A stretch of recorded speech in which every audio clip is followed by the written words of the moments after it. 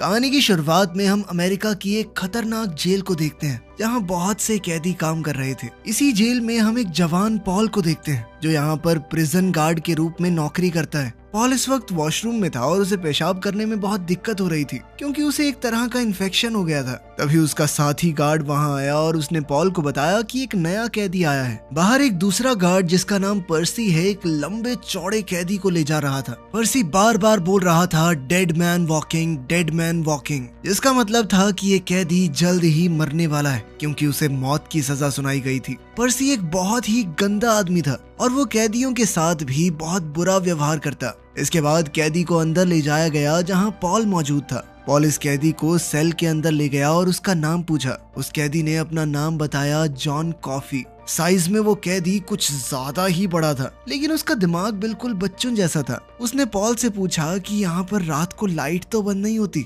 मुझे अंधेरे से डर लगता है। इस पर पॉल ने उसे बताया कि यहाँ हमेशा उजाला ही रहता है, चिंता मत करो। सेल से निकलने से पहले जॉन ने पॉल की तरफ हाथ बढ़ाया जिसे देखकर सभी गार्ड्स चौकन्ने हो गए, लेकिन पॉल ने वापस उससे हाथ मिला लिया। पॉल के बाहर जाते ही जॉन ने रोते हुए उससे कहा कि मैंने रोकने की बहुत कोशिश की लेकिन मैं रोक नहीं पाया। उसकी ये बात पॉल को समझ नहीं आई। फिर पॉल ने इस कैदी की फाइल देखी जिसके बाद हमें जॉन कॉफी के वहां होने की वजह पता चलती है। एक घर से 2 बच्चियां अचानक से गायब हो गई। जब पूरा गांव उन्हें ढूंढते हुए जंगल में पहुंचा तो वहां जॉन कॉफी की गोद में उन दोनों लड़कियों की लाशें पड़ी थी और जॉन बार बार यही चिल्ला रहा था कि मैंने रोकने की बहुत कोशिश की लेकिन नहीं रोक पाया। सबने यही समझा कि जॉन ने ही उन दोनों लड़कियों को मारा है और इसके लिए जॉन को मौत की सजा सुनाई गई।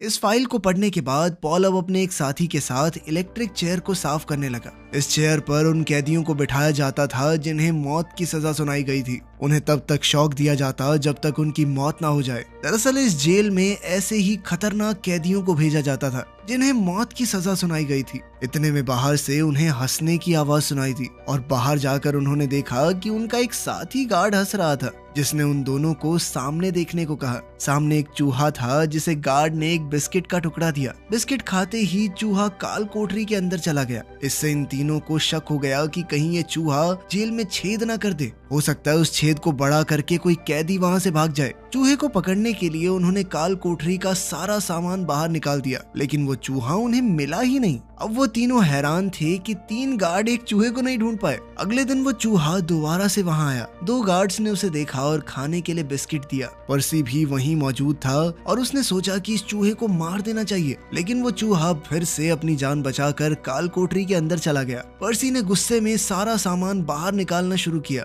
तभी वहां पॉल और उसके साथी आए। उसके साथी ने पर्सी को बताना चाहा कि कल हम लोगों ने भी यही किया था, लेकिन पॉल ने अपने साथी से कहा कि चुप करने देना इसे, बढ़िया है, परेशान होगा। पर्सी ने अंदर का सारा सामान बाहर निकाल दिया लेकिन उसे वो चूहा कहीं नहीं मिला। उसकी मेहनत भी बेकार हुई, ऊपर से उसे सारा बाहर निकाला हुआ सामान वापस से अंदर डालना होगा। वो गुस्से में आकर एक गार्ड से बदतमीजी करने लगा। तभी पॉल के साथ वाले गार्ड ने उसका गला पकड़ लिया। पर्सी ने उसे धमकी दी कि अगर तूने मेरे साथ कुछ भी किया ना तो तेरी नौकरी खा जाऊंगा मैं। दरअसल पर्सी की यहाँ के गवर्नर के साथ थोड़ी जान पहचान थी जिसका वो नाजायज फायदा उठाता था। इस वक्त पूरी दुनिया में ही तंगी चल रही थी जिस वजह से लोगों को नौकरियां बहुत मुश्किल से मिलती थी। इसी वजह से कोई भी अपनी नौकरी को खतरे में नहीं डालना चाहता था, लेकिन पॉल उसकी इस धमकियों से नहीं डरा। उसने पर्सी से कहा कि वो जानता है कि पर्सी की पहचान कहाँ तक है, लेकिन आज के बाद अगर उसने किसी गार्ड को धमकाया तो वो चुपचाप नहीं बैठने वाले, फिर चाहे उनकी नौकरी ही क्यों न चली जाए।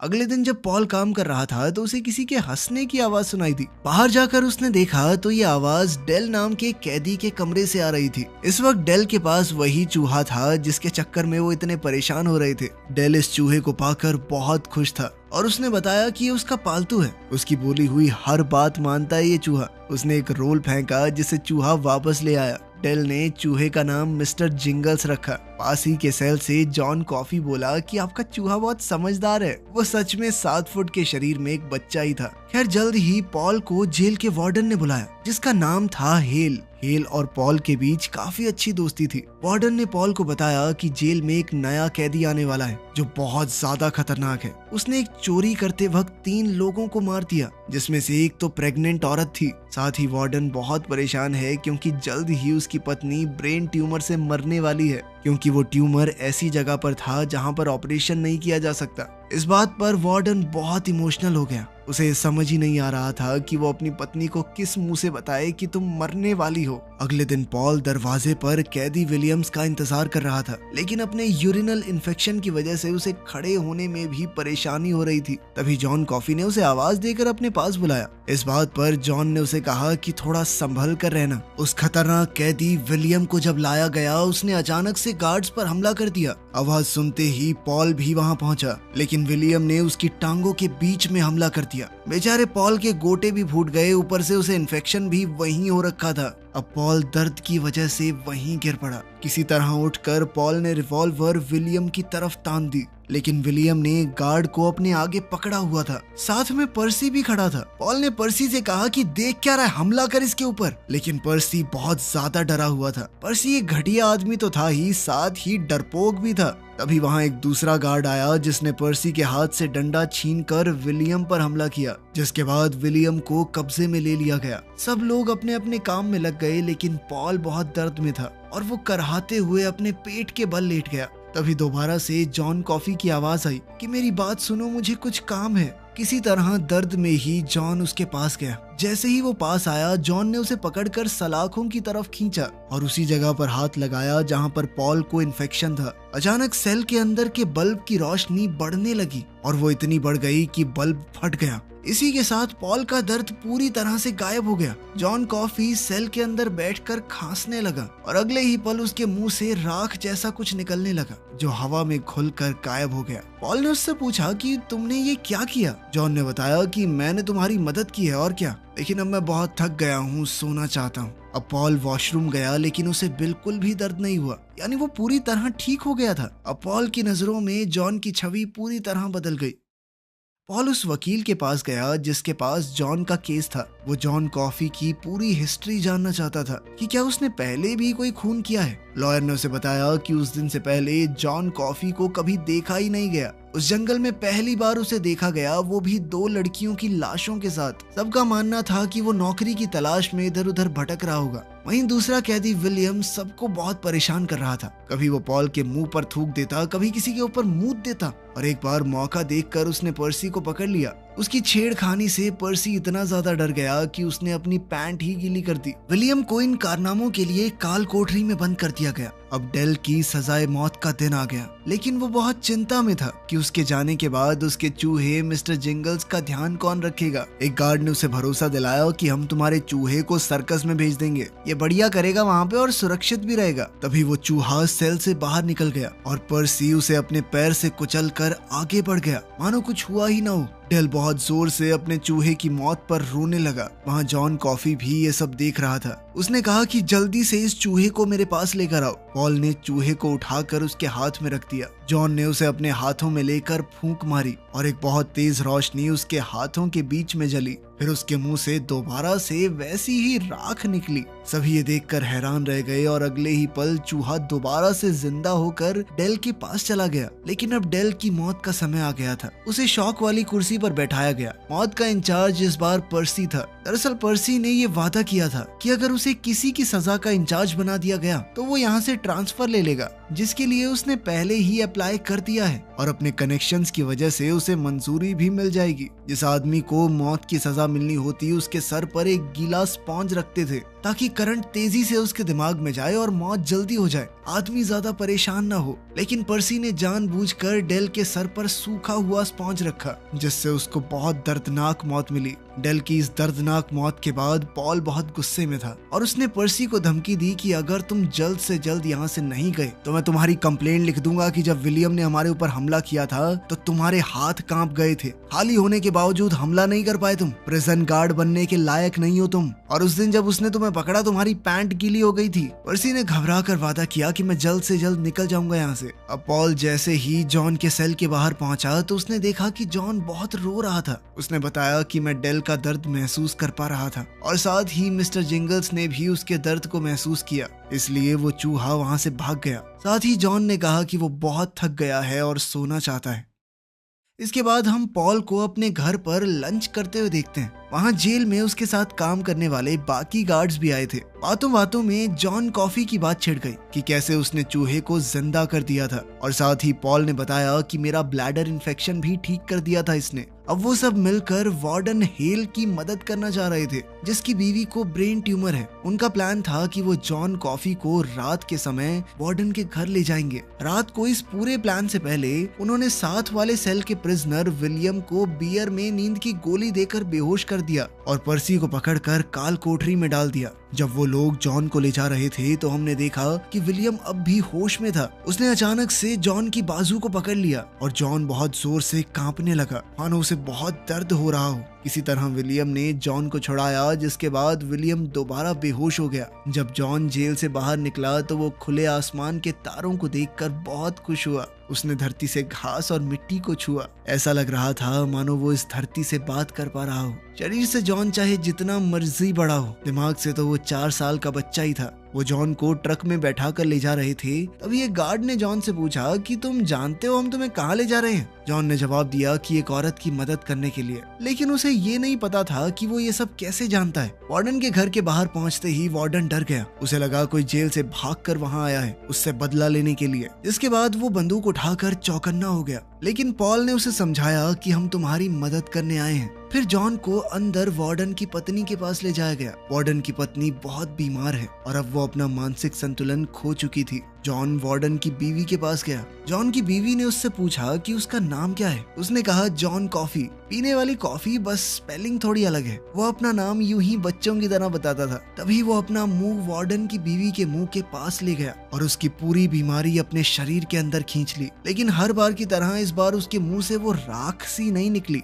और जॉन की हालत बहुत ज्यादा खराब हो गई। वो वार्डन की बीवी अब बिल्कुल ठीक हो गई, लेकिन उसे बीमारी का पता चलने के बाद से कुछ भी याद नहीं था। अब उसने दोबारा से जॉन से उसका नाम पूछा। इससे पहले वो अपना नाम बताता, वार्डन की बीवी ने उसका नाम कह दिया, यानी उसे जॉन की बातें कुछ हद तक याद थी। अब वो जॉन के पास आई और कहा कि मैंने एक सपना देखा जहाँ बहुत अंधेरा था, लेकिन तुम रोशनी बन के मेरे पास आए और मुझे बचा लिया। उसने अपने गले की चेन उतार कर जॉन को पहना दी और उसे गले लगा लिया। फिर जॉन को वहाँ से जेल ले जाया गया, लेकिन जॉन की हालत बहुत खराब थी। वहीं पर्सी को काल कोठरी से बाहर निकाल लिया गया, ये वादा लेकर कि वो जल्द से जल्द यहाँ से ट्रांसफर ले लेगा। बाहर निकलने के बाद पर्सी जॉन के सेल के पास से गुजर रहा था। तभी जॉन ने पर्सी को खींच लिया और वार्डन की पत्नी की सारी बीमारी उसके अंदर डाल दी, जिससे पर्सी की हालत अब खराब होने लगी। वो थोड़ा लड़खड़ाता हुआ विलियम के सेल के पास पहुंचा और अचानक से विलियम के ऊपर धाड़ धाड़ गोलियां चला दी, जिसके बाद वो खुद भी नीचे गिरकर तड़पने लगा।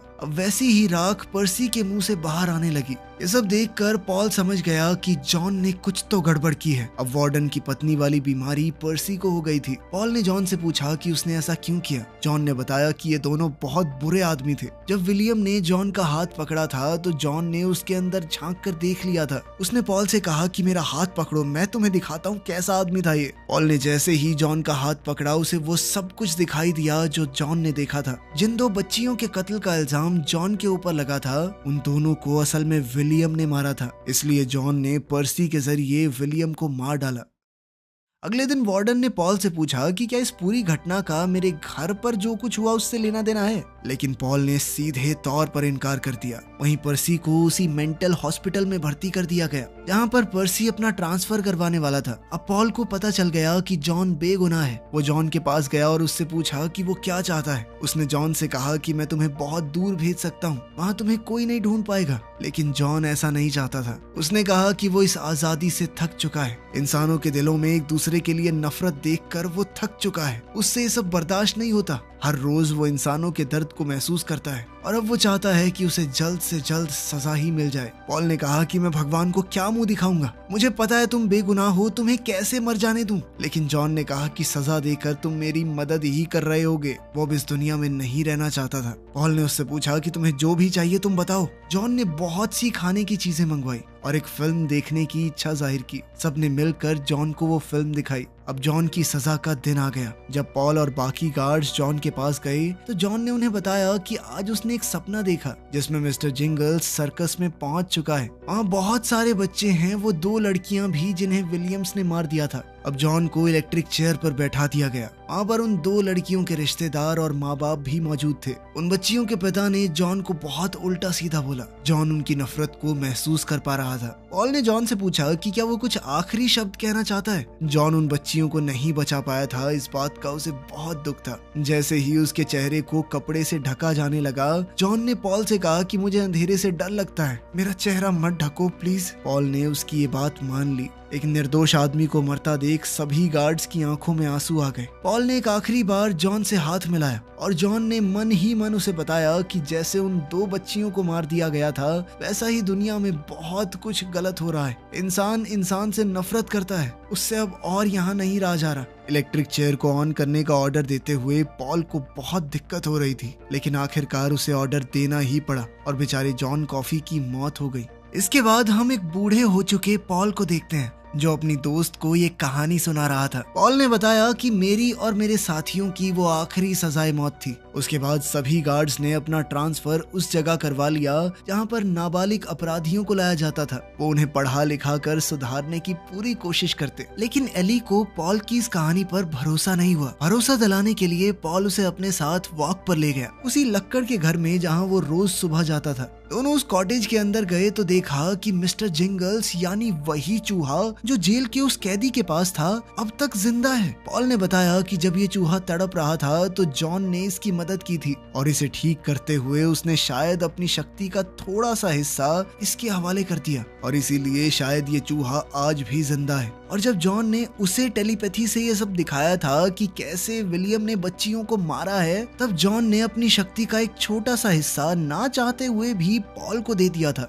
पॉल ने बताया कि मेरी उम्र 108 साल है, मैंने एक बहुत लंबी जिंदगी जी है, बहुत अच्छी और बुरी चीजें देखी हैं, अपने पूरे परिवार को दफना चुका हूँ मैं, और एक दिन एली भी उसकी जिंदगी से चली जाएगी। शायद यही उसकी सजा है और यही उसका प्रायश्चित। इसके बाद एली की भी कुछ वक्त बाद मौत हो गई। अब पॉल बिस्तर में पड़ा उन सब लोगों को याद कर रहा था जो उसकी जिंदगी में आए और चले गए। वो ये सोच रहा था कि जब जॉन ने मिस्टर जिंगल्स जैसे चूहे को इतनी लंबी जिंदगी दे दी तो वो तो फिर भी एक इंसान है, पता नहीं वो कितने साल जिएगा। वीडियो पसंद आई तो लाइक कर देना, चैनल को सब्सक्राइब कर लेना। मिलते हैं अगली वीडियो में।